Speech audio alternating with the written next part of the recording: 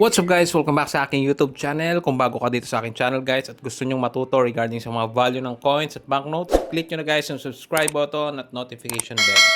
So ngayon guys, pag-usapan natin itong isang ABL series ulit na barya, which is itong 5 sentimo. Featuring po si Tandang Sora dito guys. And yung shape po ng coin na ito is ganito po, no? Para siyang bulaklak, no?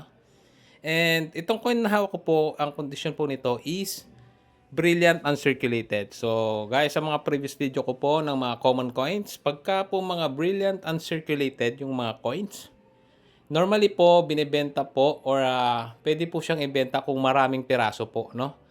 So, halimbawa po, kung marami po kayong mga ganito, halimbawa is 100 pieces, pwede nyo po siyang ibenta ng around 3 to 10 pesos. Depende na po sa inyo.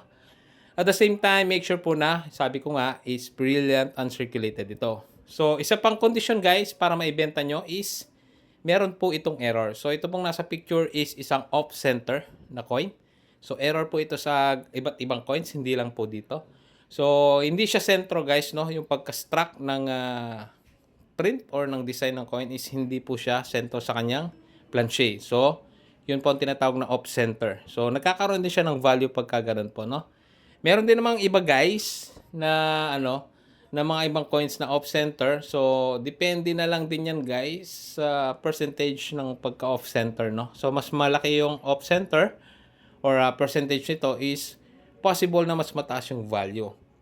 At the same time naman guys, meron din akong mga nakitang ganito na na-struck sila sa ibang material or ibang or kumbaga wrong planche yung tawag guys, no?